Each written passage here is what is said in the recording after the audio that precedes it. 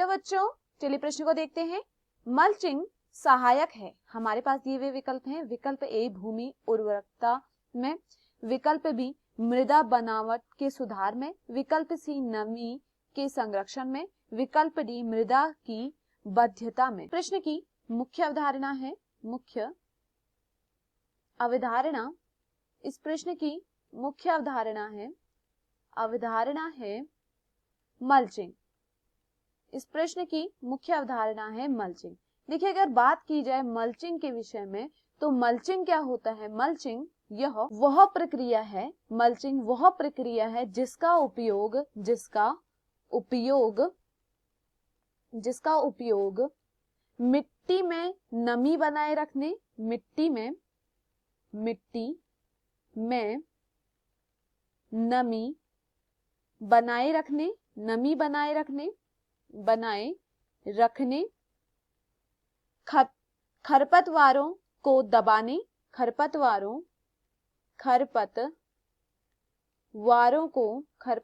को दबाने तथा मिट्टी को ठंडा रखने, मिट्टी को ठंडा रखने एवं सर्दियों में पाले की समस्या से पौधे को सुरक्षित रखने के लिए किया जाता है। देखिए, सर्दियों में क्या होता है? पाला गिरता है, ठीक है। तो सर्दियों में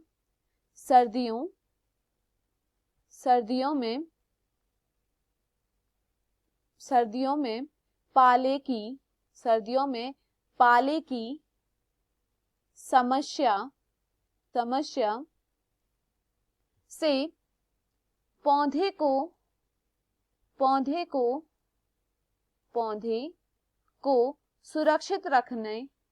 सुरक्षित रखने के लिए मल्चिंग प्रक्रिया का उपयोग किया जाता है। तो देखिए, मल्चिंग प्रक्रिया का उपयोग कहाँ कहाँ पर हो रहा है?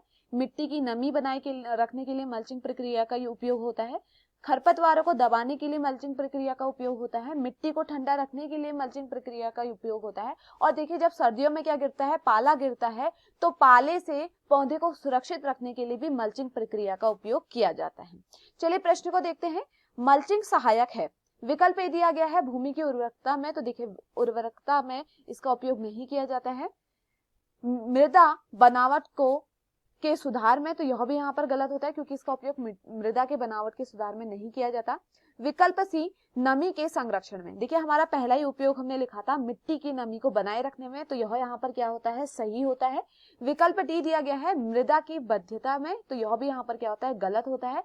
तो दिए हुए विकल्पों में जो हमारा सही विकल्प है वह है विकल्प सी। मैं आशा करती हूँ आपको यह समझ में आया हो। धन्यवाद।